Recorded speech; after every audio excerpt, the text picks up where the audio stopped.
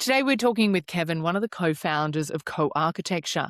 Co-Architecture is a fantastic platform for architects, even homeowners or others looking for architects, as well as builders and others. I look forward to seeing how this platform continues.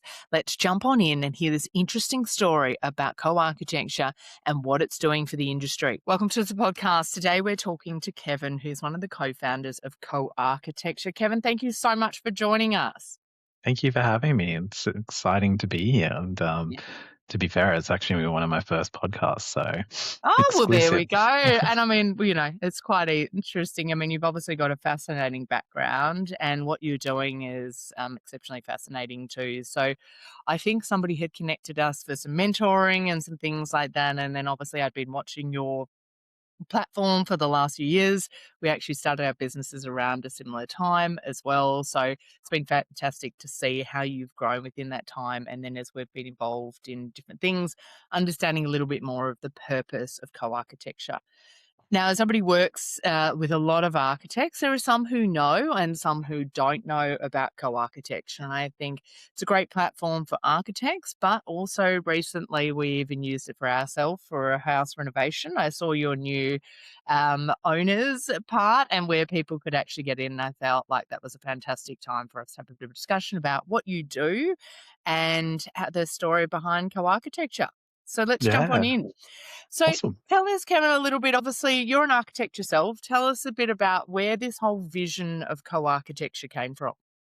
Yeah, I mean, my background is trained in architecture, about 12 years in practice. I started out in engineering and then moved into architecture and design later in my career. And it kind of began as a bit of a response to my own professional career and development. It was partly from recognizing a lot of these gaps in terms of opportunities, working within studios, but also potentially building one's own studio. Mm. And then the challenges of navigating that as a small business is very stressful and painful. So I'm sure a lot of other small businesses can attest to that. And it was a bit of a research project combined with personal experience between myself and my co-founders, Luke and Wade. Yeah. Right. So obviously, one of the things that I've sort of noticed is, and you talk about that. So we work with a lot of people across the industry and different business types as well. The fascinating thing about architects is that majority of the businesses are small businesses.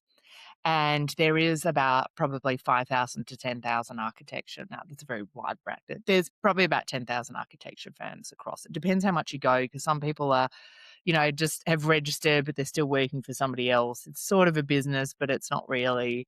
But there are lots of it's when people start to kind of make that transition to, okay, do I go and work for somebody or do I work for myself? Or like these collaborations and JVs and partnerships that other architects can do. So tell us a little bit about what co-architecture is for anybody who doesn't know what it is and who you help and what you do. Yeah, definitely. I think co-architecture at the core of what it is essentially a professional network. People can think of it almost like a marketplace, but I would probably push more towards a network or community platform.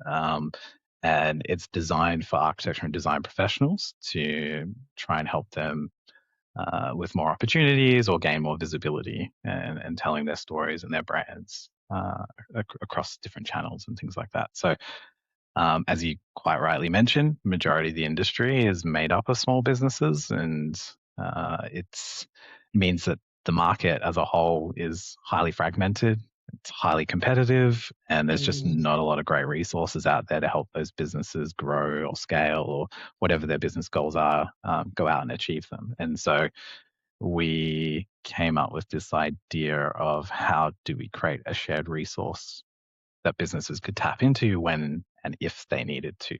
And the concept was, what if it was a network that could provide that resource? So whether it's something to do with talent or outsourcing or contracting work with small businesses and collaborating with others, whether that's building brand or marketing and visibility and awareness for your business as it grows, or even our latest features, as you mentioned, helping find opportunities with clients or residential projects. So yeah, that's where we sit. And it's quite funny. As I said, I've seen it over the years, and I think it's been great. I think one of the things that I've noticed is how good the approach is of actually having a forum for architects to also be able to publish their projects as well. And that marketing side and being able to get it out. I know somebody, from Melbourne, I knew they were very excited that their house had actually made it listed on Co-Architecture and they could show it around. So I think the thing is, whilst you've built a platform to help designers and architects, at the same time, it is really hard when you think, I want to build a house or I want to do this. Do you know an architect? Do you not, where do you go? Where do you find one? Let alone when we hit industry downturns like we've had in the last few years, it's really, really hard for graduates to be able to get opportunities. And it's one of the hardest things for me is when I meet people and I go, you're so talented, but right now people just aren't hiring, and I'll give them strategies to be able to do that. And I know that's was one of the first programs that you set up. So do you want to talk us a little bit through about, for example, the graduate program and what you do and how you help people within that? Yeah, definitely. I think a lot of that kind of story or journey in co-architecture probably it ties back to where we kind of essentially launched. So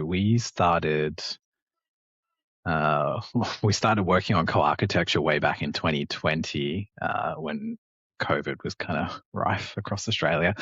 But But you're in WA, so I think you had it, yeah, we were pretty safe in WA, but the the lucky. time was perfect in terms of creating this kind of idea and resource. We just had no real understanding of how to build a platform or a startup, and we were fortunate enough to get accepted into an alumni program for small businesses through our university, and that was kind of really the incubator that helped us flesh out what we should do and how we should do it. And that kind of gave the legs to the idea and went from there. So 2020 to 2021 was really about figuring out how to build it and figure out who our first users were going to be and things like Mm, that. And so by nature of being a tech platform or a community, generationally, I think we quite easily attracted young professionals or graduates who are coming into the industry. They're quite tech savvy, and they're always looking for new things and innovation. So I think we naturally had a good draw with uni and using our alumni networks and just the kind of genuine interest from young designers was exciting for them. And so from the very early days, like 2021 onwards, we always had this strong graduate cohort that was behind the platform and wanting to test things out. And so even though they weren't potentially our ideal customer who we were targeting or focusing on, they were always very supportive and active. And as we built the platform out, a lot of the resources and tools we were focused on at the time were around resourcing and helping people resource projects because of the market at the time post COVID mm. and talent and recruitment tools, leveraging the network that we had built were quite beneficial for our studios and businesses using the platform. So we were sitting there looking at our best users being graduates, thinking we need to build more tools or resources to help this kind of network of young professionals leverage opportunities. And so Mm. that's kind of, we always knew we needed something, but the grad program was essentially the first kind of iterations or versions of our ideas for Well, helping tools out for the them. members. Yeah, So, exactly. in essence, if you were to describe co-architecture, it's essentially a bit like the LinkedIn for Yep. architects Yeah, and yeah, designers. exactly. So a platform where people can connect and collaborate and get ideas. I think early on you had a lot and you still have that on the platform of being able to find images and things like Yeah. that. So essentially, what are the tools that designers need? How can we be useful? So you're going to Pinterest and looking for inspiration. Can we do that? If we are a business and we're looking, or a small practice and we're looking to have a way of, getting our designs out there to attract more people, And that's definitely. where obviously it's that. And, when you start with graduates, people always have that short term thinking. And I think that's great. You got to work to the mixture. In 5, 10 years' time, they're not going to be graduates Yeah. anymore. And, that's where obviously what you're looking to do is provide a legacy. So from there, then, we just sort of talked a little bit pre coming on about sort of what were the focuses for last year and how the platform has evolved and what the focus are for next year. So you do all of those programs. You've also got the Co-Architecture Academy as well, which you've just run, and we were part of that, of an accelerator program. Do you want to talk to us a little bit about that? Yeah, definitely. I think the benefit um, of our platform is uh, we kind of just get the nuances or the things that are industry specific. Like we love LinkedIn. We're on LinkedIn, of course. We have a great network there as well. Um, but the challenge is it's a global platform that potentially doesn't always cater towards our industry, and that's kind of our point of difference is being a local business and a local platform. We understand the market, we understand the small things that make a big difference, and we can kind of action them quickly. And so, yeah, all those little tools on showcasing studios and practices and their brands and projects became part of our actual marketing strategies too, so that it started building their visibility. Mm, Following those tools, we were quickly realizing because majority of the market are small businesses, it's always a sole practitioner or maybe two directors starting off and kind of turning from a side hustle into their main business stream. And not everyone had those formal training or MBA degrees and things like that behind them. And they were struggling to potentially leverage a lot of the opportunities they had available to them. So there's just this missing piece around business acumen and or mentoring to help these founders grow. And Mm. because we were fortunate enough to go through business programs like the um, university alumni program, and then later we went through our own tech accelerator program as well, we knew those benefits. We saw firsthand how much impact they could have, especially if you have no industry expertise in software development or other,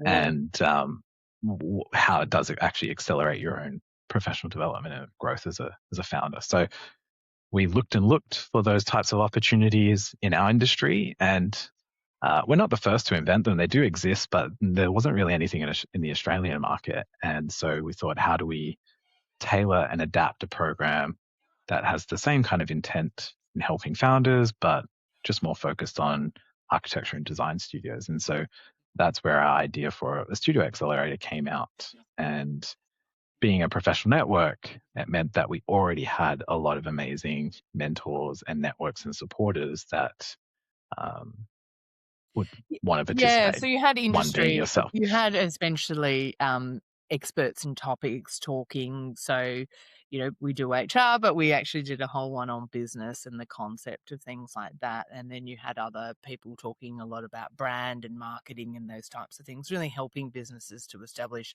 particularly in a, you could call it from purely economic terms, a commoditized market where there's a lots and lots of people and not massive differentiations. How do you differentiate and talk to your ideal client and what they are? But also then, being able to pair them to have one-on-one sessions as well. So meeting with people. What was some of the feedback and some of the things and the benefits that people found from that program? Yeah, I think the biggest bit of feedback was definitely seeing how valuable mentorship actually is in business development and growth. Not realizing how accessible it can be sometimes in connecting with those people, and so I think because again the industry is so fragmented, we often just work in isolation, and we can achieve so much more if we collaborate or if we support Exactly. others and work together as businesses rather than individually. It doesn't need to be so competitive, Mm. and people can still benefit from that whole process. So I think again by building visibility and creating accessibility to those types of opportunities, which is a bit of a mantra of co-architecture, yeah, the biggest bit of feedback was just opening that up to people and them realizing they have it and have access to it.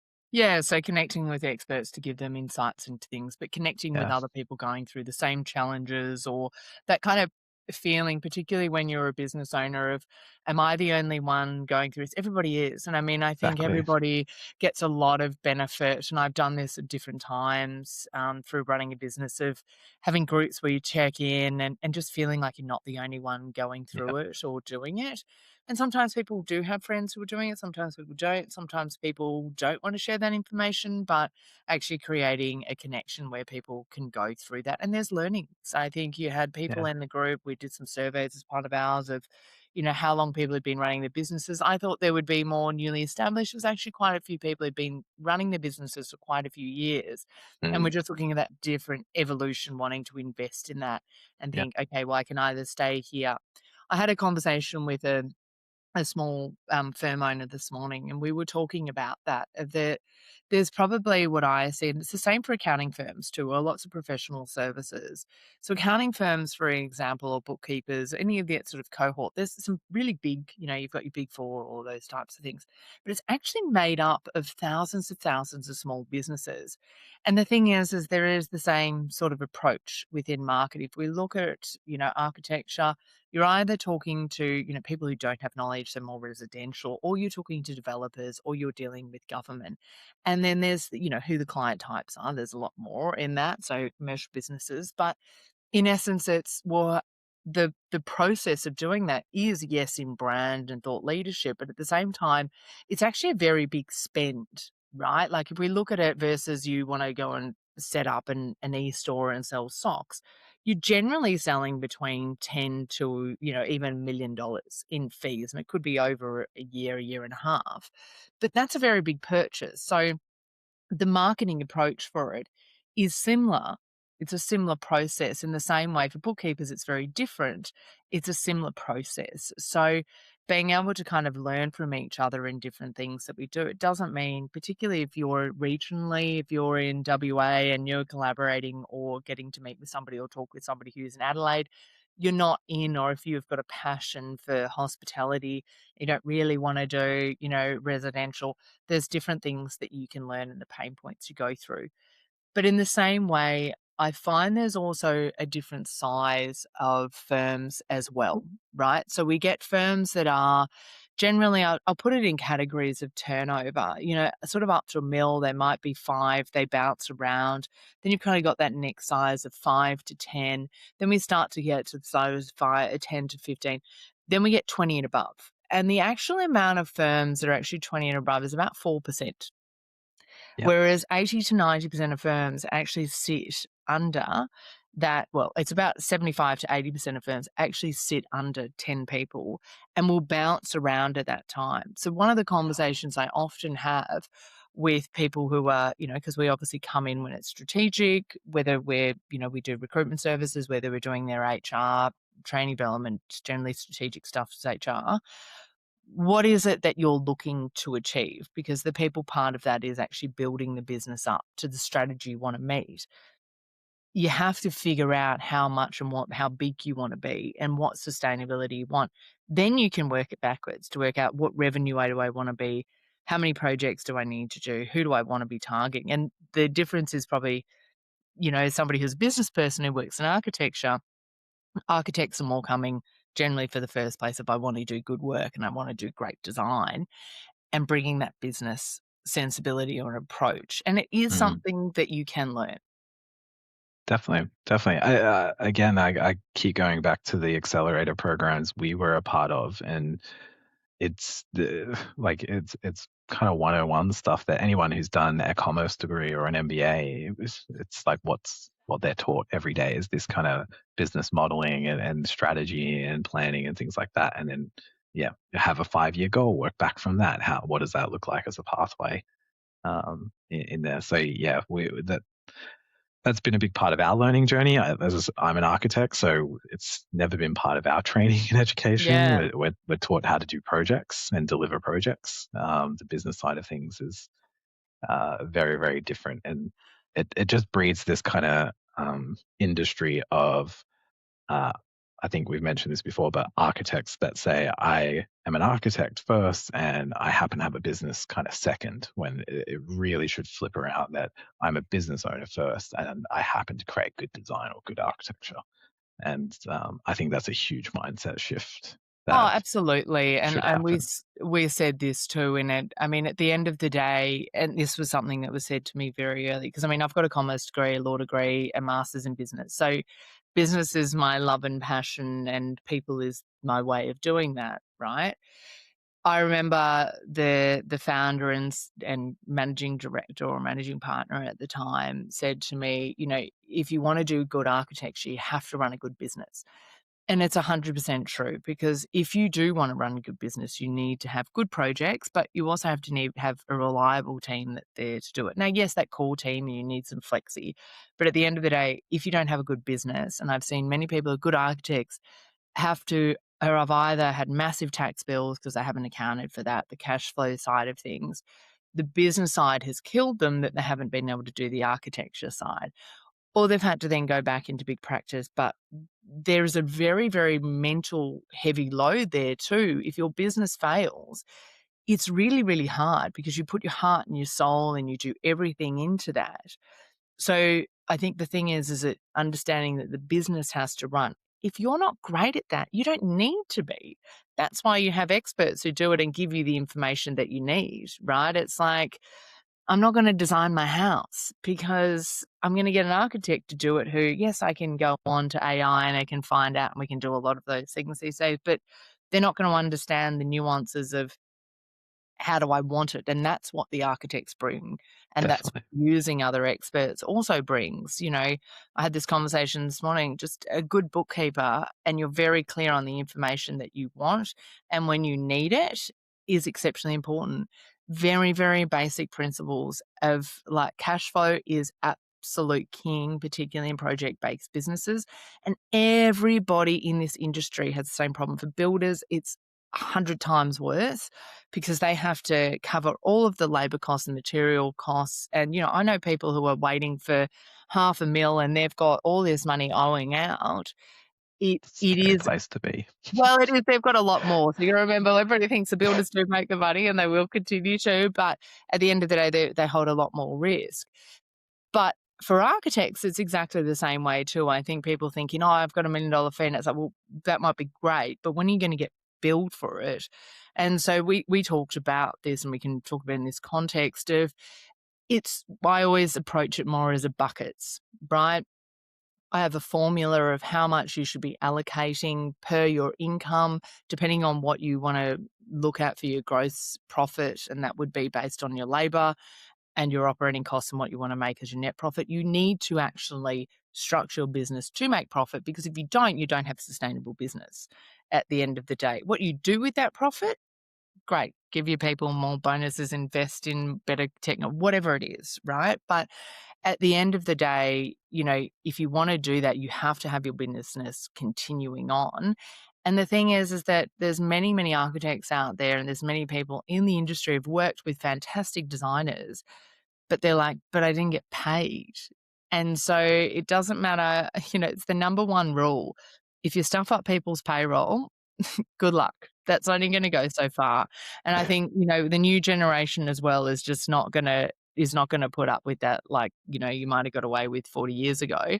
That's not gonna roll anymore. So I think the other factor I notice is in the industry is, you know, there's not many businesses who actually continue on to that next generation as well.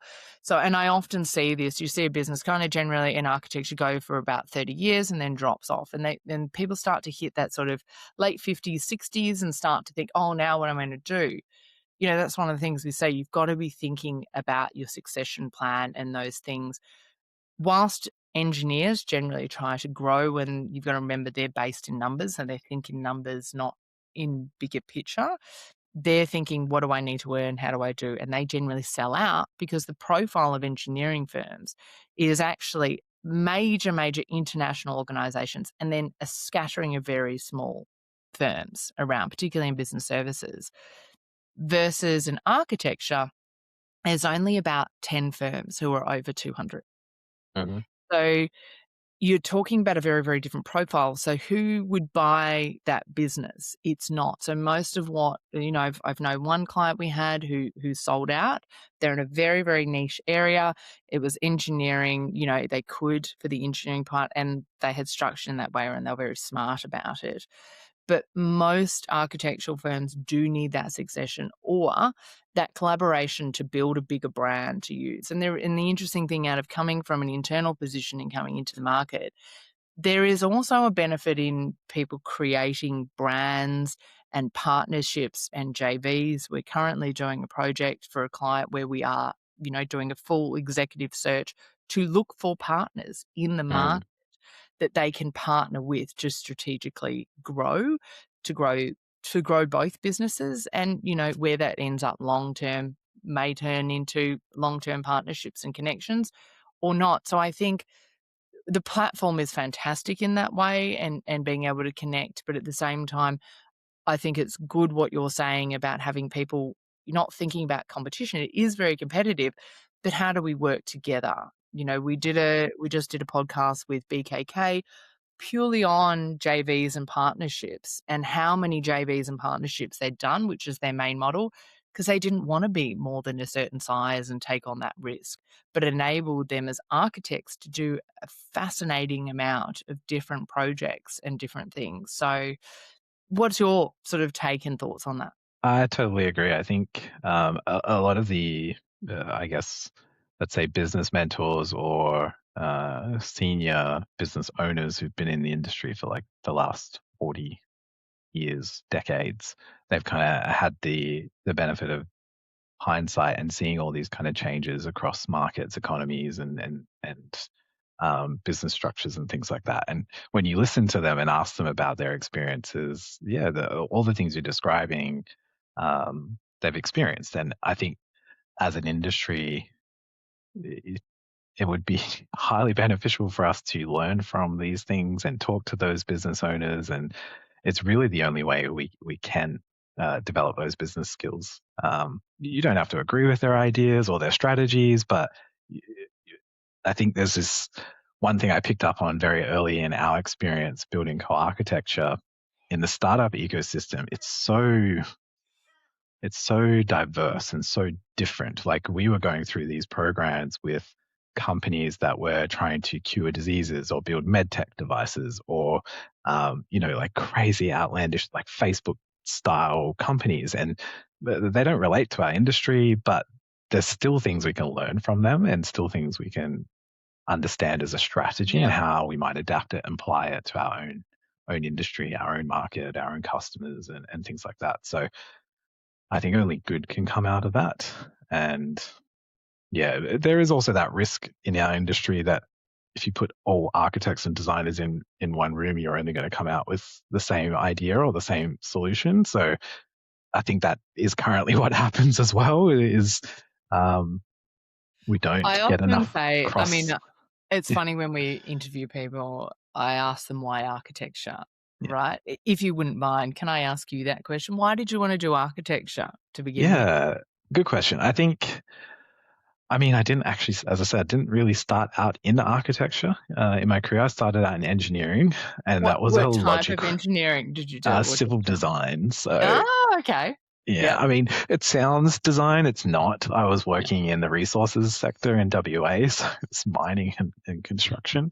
Um, I was young at that time. It's kind of like I think your idea of a career is like, how do I earn enough money and how do I get ready to buy a house and things like that. So I wasn't really pursuing a passion. I was always someone very creative and quite abstract growing up, and I think if I had the right idea on what to do with careers, I probably would have pursued architecture earlier.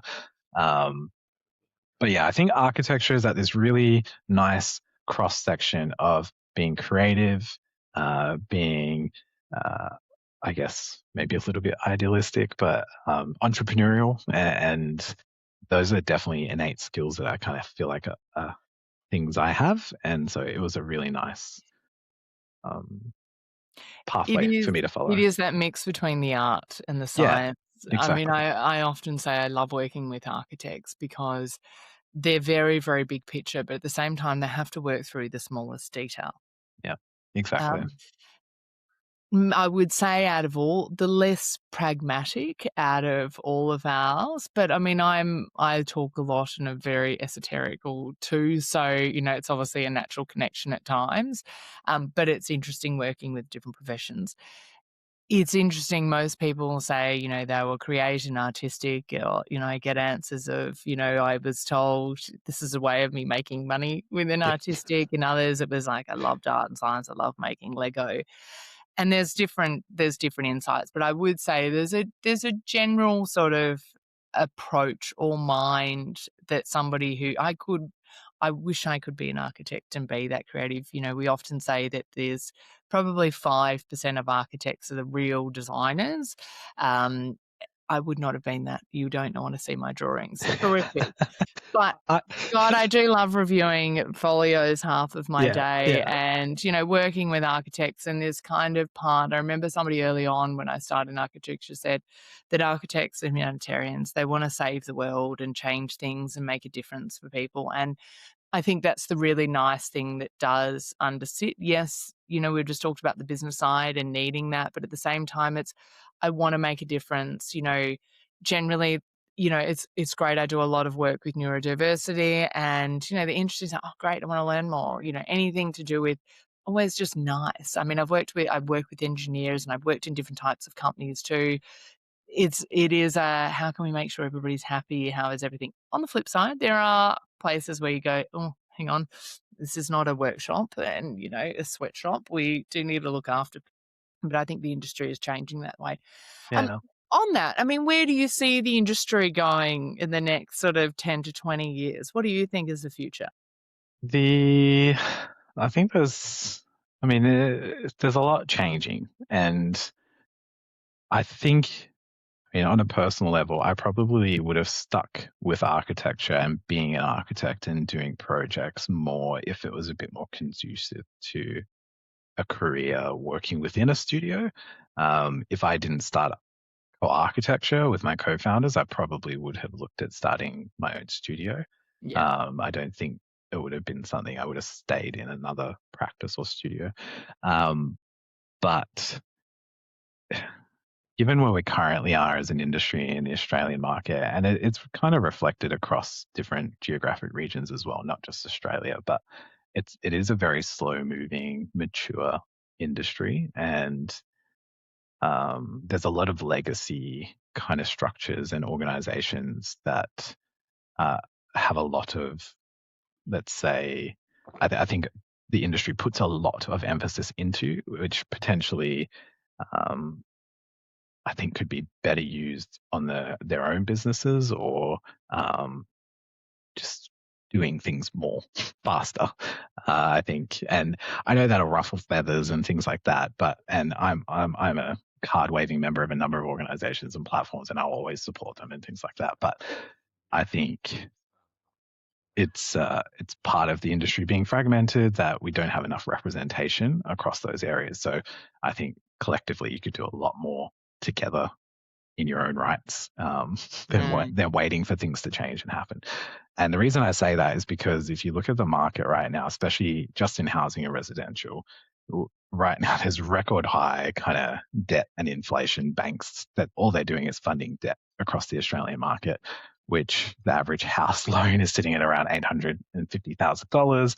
No, most people can't afford that, and it's only going to keep getting worse, which means people's kind of discretionary incomes are going to come down. They're going to spend less, and investing in anything in general is also going to come down, which is not good for any market, let alone a major market like construction. And so I think what we'll see Well, is a lot of moving towards renovations and less new builds, a lot of inherited properties and assets as well, rather than mm, kind of earned wealth or income. And that changes the way people spend money and how they see money. And so I think in the next 5 to 10 years, there's going to be a very different market of projects, and therefore, potentially, hopefully, different types of businesses as well that try to address those markets and create solutions for them as well. So that's kind of my prediction of what I would encourage the Yeah, industry to okay. look at. So instead of thinking this is what the market's been for the last 5 to 10 years, economically, it's just been a bit tough. We're talking, you're talking about economics there. Yeah, I think there's two other factors, and I've had this from other podcasts too, and obviously our observations as well. We live in a global economy, so global talent and being able to yeah, reduce costs. Because at the end of the day, an architecture firm is, income, labor, operating costs. That's it. exactly. Really that simple, which Yeah, makes it very easy. But at the same time, it's how you're going to reduce those if the market and what people are willing to pay, true. which is obviously two ways. It's obviously looking at cheaper labor, how can I get that done for a less price, or how can I do it more efficiently? So either using technology, which may be, investing in your Revit, BIM documentation, your processes, how everything interconnects. But now, obviously, is going to be the emergence of how much can be automated through further technological developments with AI, and the same thing within your business and what you're doing. I think the fundamentals still don't change, though. At the end of the day, as much as design is it is actually a people business. You Yeah, are working with people, you're working with their desires. When you're in projects, you're working, if you're in larger projects in particular, lots and lots of different consultants with builders getting things done. Those things do not change how the work gets done. And I think that we will see a progression. I think this next 10 years is the time for smaller firms to be able to compete a lot more, to be able to achieve a lot more. And some of that is it's just easier for smaller organizations to be able to be agile and look into things and invest. I mean, myself alone, we're about to go and do some stuff on AI.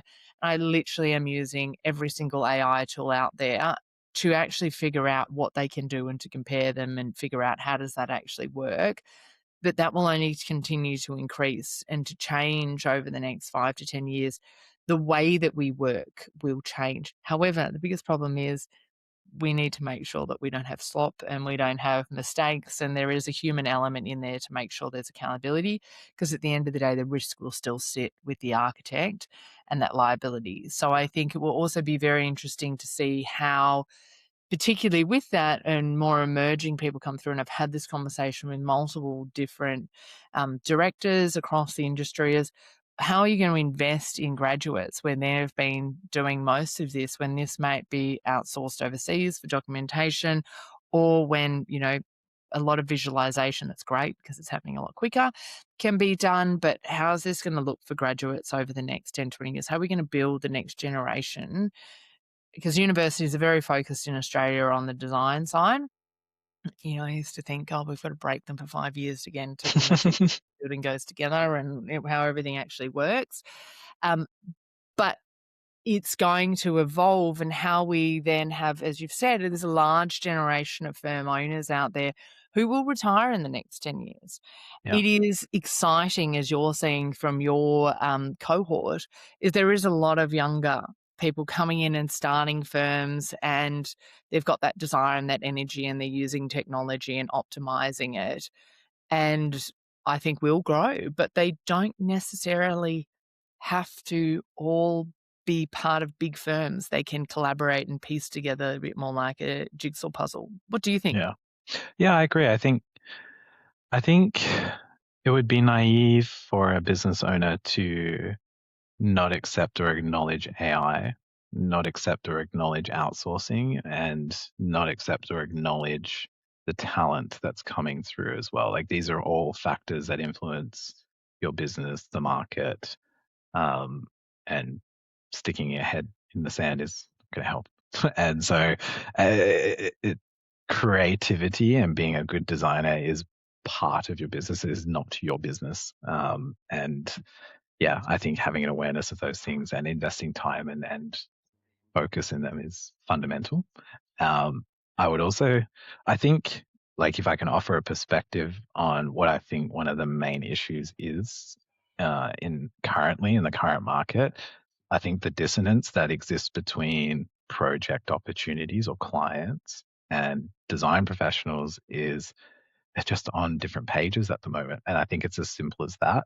We have the hindsight of seeing and talking with all these homeowners around Australia, and they it's not that they don't value design. They do value design. They really want to work with architects and designers. They really, really do.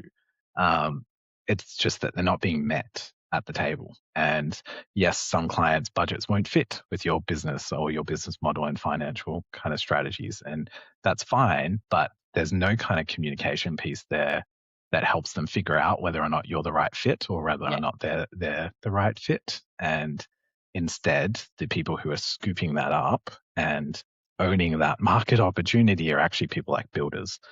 They're now acquiring in-house design services so that it becomes a full, DNC. Mm. exactly.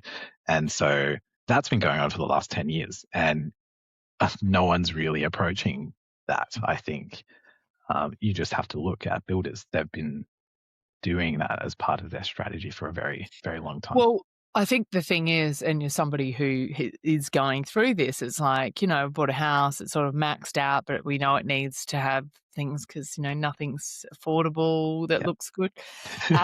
And this is not affordable either. And then you go, okay, well, I've got this budget. This is what I can spend. At the end of the day, the budget is the biggest problem. Yeah.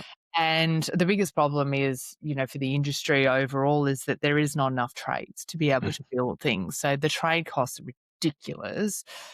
But that's a perception at the end of the day. Like, I think in 10 years' time, we may not think that. And obviously, material costs have been very high. I 100% agree with you, because if we're just talking purely residential, because the biggest thing is, and that's what I like with your approach is, well, what actually is your budget? What can you actually afford? What does your mortgage potentially maximize out that you can do? Because that's the end point. And obviously, having worked in the industry, I know roughly what the design and the consulting cost should be as a percentage of the bill, because I work with architects and we know what their fees are and how they're structuring. But the hard thing is, it's then when you get it and you go, Jesus Christ, like this is very, very high. I know I have had conversations with some architects who are saying that building designers are killing them, particularly in the residential. And I can identify two reasons of why I think that is. Uh, One, they're quite pragmatic, and so they're coming from a case of, what do you need built? What is it going to, like, this is it, this is what we do, this is what the cost is.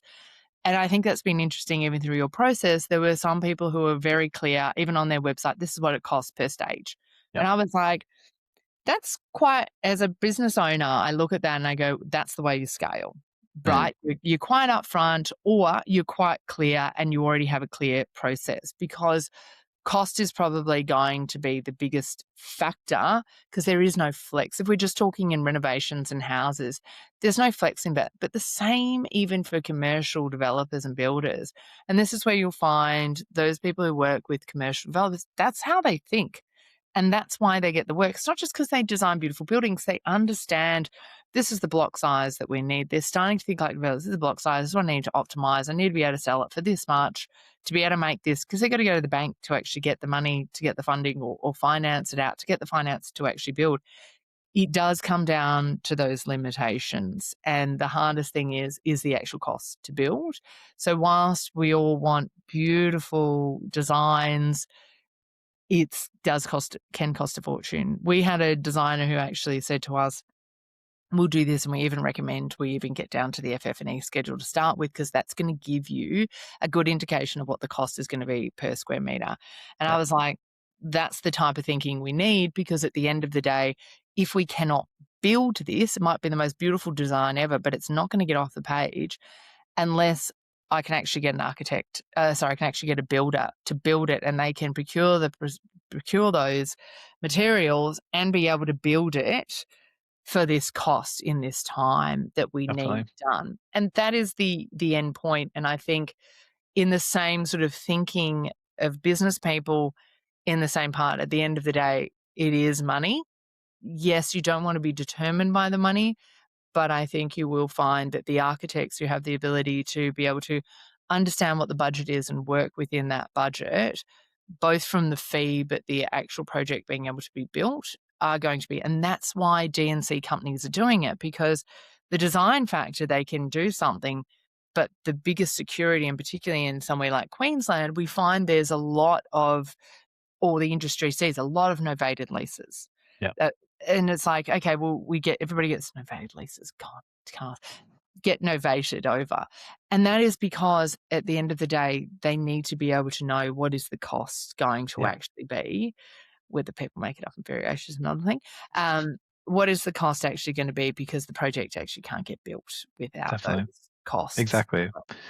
In building co-architecture, uh, early in my career, I was very much of the mindset like good design is worth this and all these kinds of things, which is not bad. But I think after building co-architecture, because it wasn't related to projects and costs and things like that, in that sense, it kind of opened my eyes up to understanding that any design, whether it's architecture or web design, it's should be about creating value for your customer. And that that doesn't mean it's like aesthetics is one part. It might not be the most Mm. valuable part. Cost saving could be the most valuable part, and all these kinds of things. So I think going into that with the mindset of how do I create the most value for my customer is a successful pathway. You can't not succeed if that's what you do. Absolutely. And I think that's, in entrepreneurial terms, talk about that product Yeah, market fit. What's the value that exactly. you're going to be Yeah, doing and things like that. Entrepreneurs talking to entrepreneurs. yeah, Um, I think that's where that sort of mind shift, it's just sort of practicality and the commerciality at the end of the day. Let's talk back to co-architecture as we sort of finish off here. So tell us a little bit about some of the things that you've got planned for the future and the focuses for the next year ahead. yeah. I think in terms of the future, as we just talked about, we've been watching a lot around how projects and the markets are shifting. And in the background, we've also been listening a lot to our members as well. So we're trying to understand both sides of the table, because I do think it's going to influence a lot around the tools and features and products that we try and build for our users. I think we really want to focus this year on just getting to know our members a lot more. So 2025 for us was a lot of early development on new tools and new products. And we had an amazing cohort of members who joined us that year to help us develop them. And a big shout out to them because everything you see currently now in 2026 is because of them helping us co-design them and give us feedback. And it's amazing having early adopters do that. Um, yeah, it's a good feeling when you kind of co-design and co-create like that. Um, so I'm excited to kind of put a lot of emphasis behind that for 2026 as well. I want to really amp that up more and um, yeah, lean into the whole membership aspect of our platform. Yeah, so tell us a bit about some of the features that you're sort of planning for Yeah, 2026. definitely. I mean, when I summarize them in my head, they sound really minor, but they actually are quite significant, I think. But simple things like community aspects, we're building in um, tools and features that just allow members to submit things like ideas and tools and feedback. More visibility, I think. There's a lot that actually happens in the background that people don't see.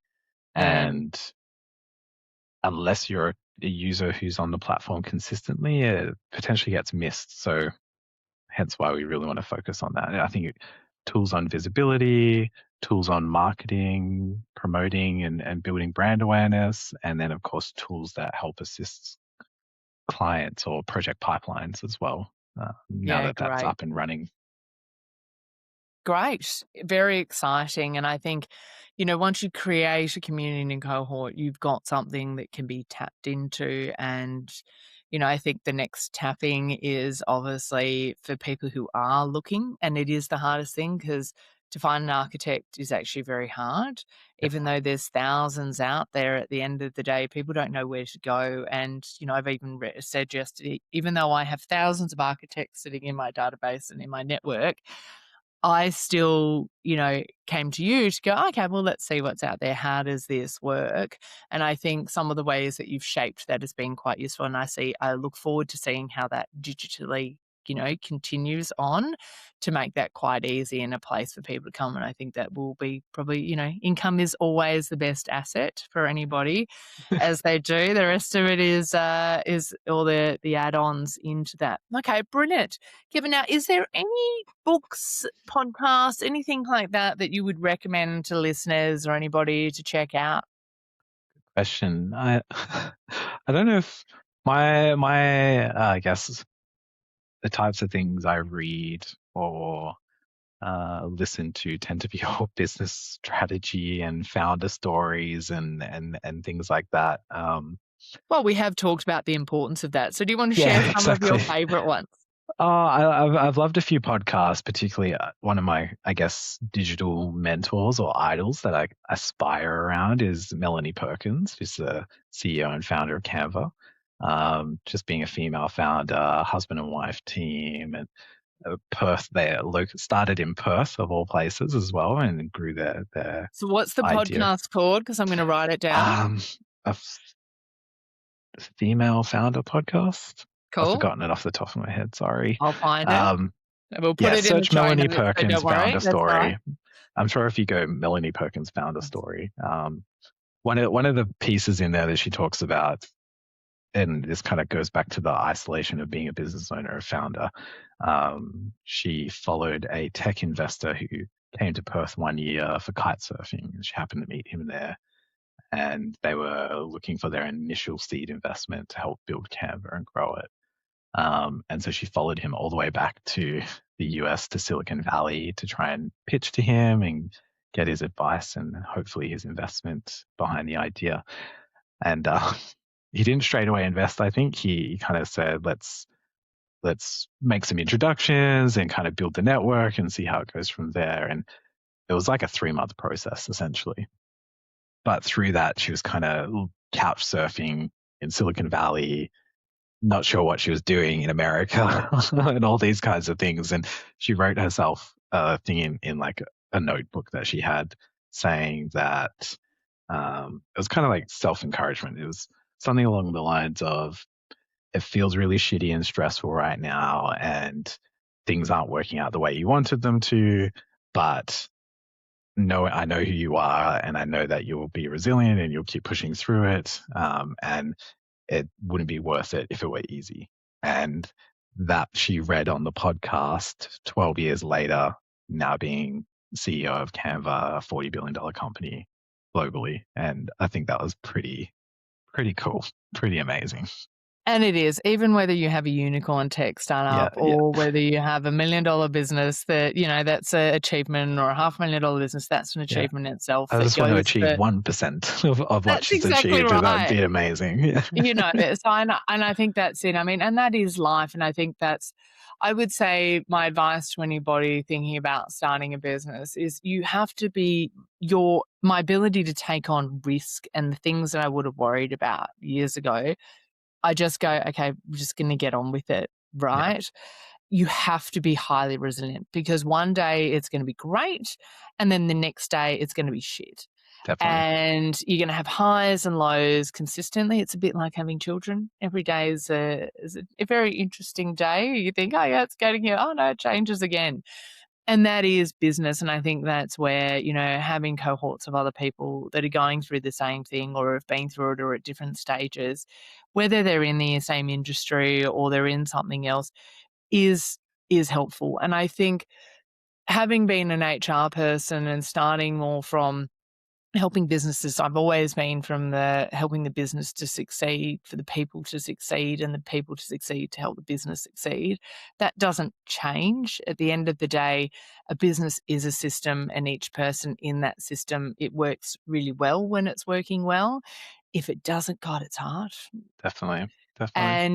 But that's not going to change, what it's like dealing with the fact you've got a client doing this 1 second, this project's gone on hold. God, now what am I going to do to fill up for the next 3 months? How is this all going to equate? And I think the stress that an architecture firm faces, or anybody in this industry, the stress is a lot different and harder than I think in many other industries. Because if you think about it, if you're Canva, you're based on subscriptions. You're talking about how many members have we got, what's the lifetime value, all of that. If you're an architect, you're talking about how much have I got, how much my billings, what's this going to look like? Is this, and if a project suddenly just goes on hold, your entire pipeline's gone out the window. So you can go from being okay one day to not. There is an Exactly. old saying, and I think this is the other thing I find. We've talked about business with architects, but the other part is it's actually the business development.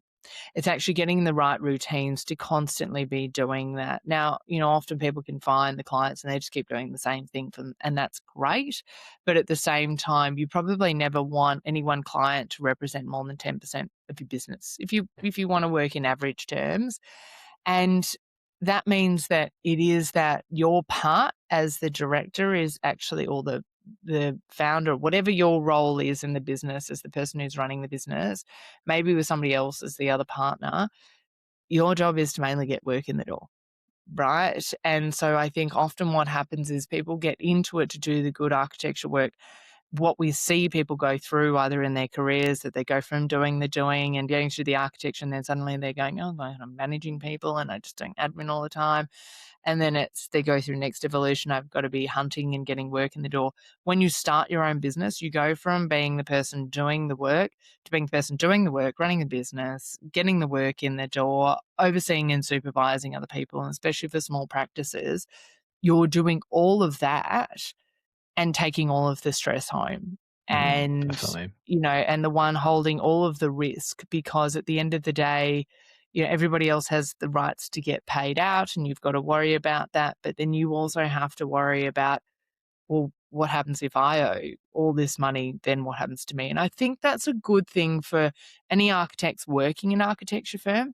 Sometimes I think people think, oh, the directors are just out and talking to people and doing this and doing it. It's like the amount of stress a business owner takes on and how much that they have to take on in risk and everything, that is what they're doing. Definitely. And it is Definitely. like walking a tightrope where you could fall off at any point in time.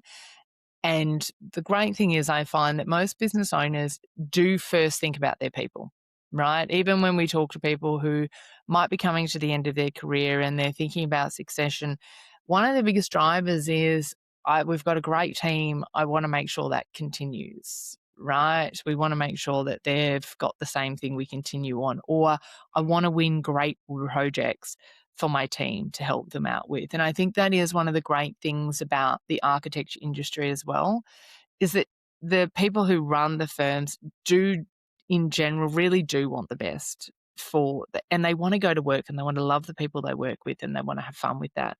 So I would say that to people coming into the industry or new in their career, you've got to realize that there's a lot of things that happens behind closed doors that you will never know. It's like ducks. It will look like it's, and they need to, because they don't want to cause stress for you, but they go home at night and they've got to worry about, do I have enough money in the bank to pay the wages if Definitely. that It's project doesn't come off? 24/7 being a Yeah. founder. Absolutely. And I think that's something that, I really hope as time goes on, the more and more people appreciate, versus having a bit more of that, "Oh, I go to work, I expect you to pay me." Now, that exists too, because at the same time, there is also all those people working their asses off to do all the great work and are actually generally the ones doing the design with the direction Yeah, of the directors, and they couldn't do it without you. But I think it's just as important for anybody thinking about starting a business. It is great, but it's a massive risk. Or if you are working in a business, just appreciating that the people who are leading the business and owning the business are actually putting themselves at risk and on the line for you too. definitely. I think that's partly why I lean or gravitate towards that type of content and podcasts, is because not only am I looking in terms of business strategy, but um, also just on a personal professional development level, like sanity checking and making sure like that I'm sense checking if I'm okay and if Yeah. these are normal things to experience. And I'm very lucky. I have two other co-founders that I can share this load with, and whenever one of them is having a bad day, the others can step in and vice versa. So it's very fortunate. So sole And I think that is the practitioners. great thing about architects generally too, is some of the most successful businesses are actually the ones where there is more than one director. Yeah. And you all have a different, talked about this Strengths. in Yeah. the academy of, we might find there's 3 or 4 hats. There's the business person, there's the hustler or the work winner. No, it doesn't have to be that formula, and then there's the quality assurance. And it doesn't have to be all in the founders, right? In the same way, I'm sure your founders all have, I think one's a tech, your architecture, and one's done Marketing some, and yeah. yeah, a perfect, lovely combination there. It doesn't mean though, because if you're not great in one area, the most important thing you can ever do is to hire your gaps in and to find those gaps and find that complementary and enable those people. Because, quality assurance people, they freaking love that. They love the detail. They want to do that. They want to take the ownership of it. You give somebody who's naturally loves going out for coffees and hustling and loves that take, let them go. Let them go do it, right? Enable them to do it, give them clear targets. There's different things for different people. But if you don't have a business person, who cares? Get your bloody accountant, get a good bookkeeper, get a good, strategic person. We do this a lot with our clients too. We have 12 pillars within our HR. And one of those is the strategy and what are you doing and how you bring that. You've got to use good people to complement in the same way. I've got an accounting background and I could have done my bookkeeping.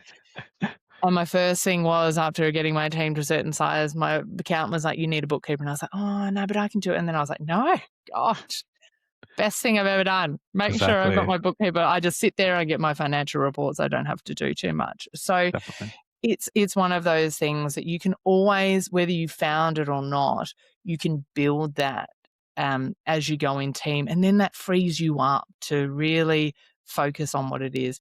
But it is nice if you have another co-founder or 2 other co-founders. Look, there's dynamics with that too. Means that not everybody agrees on the same direction, but it's nice when you're all, at least there's a few of you sharing the risk and feeling that. And I think if you are a sole founder and you're finding that you don't think that you're actually succeeding in that way, then use a network like co-architecture or use something else to maybe find something and actually merge together as firms that find somebody who's your yin to your yang and test it out. JV together, partner together on a few things, figure out if that's the way you mix.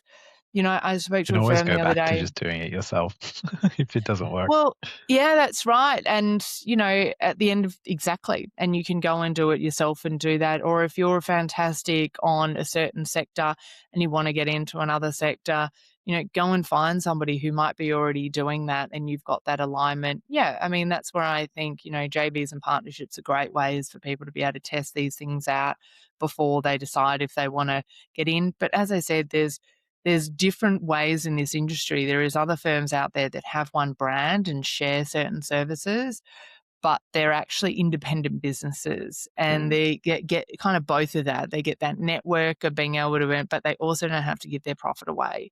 Yeah. And it's fascinating, and I'm sure you and I both obviously have a very unique perspective because we talk to so many different firms and so many different people that we see how different things are done. And it's fascinating. There is no one way. And I think, as you've said too, what she was saying, it may not be great today, but you don't know what next year's going to look like or next month's going to look like. And anything that is a problem, solve it. Don't, it's like an itch that festers or a thing. If there's a problem, analyze your business or what's going on, your strengths, your weaknesses, and then put a plan in place, right? And just put the list together of what has to be done and just go down the list and start doing that. And I think partnerships are a massive thing that people should be, thinking about further. Great. Excellent, Kevin. Sorry, we have gone on. That's been a very interesting discussion. Now, if anybody wants to get involved in co-architecture or sign up or find out more about it, where do they go and how do they get involved?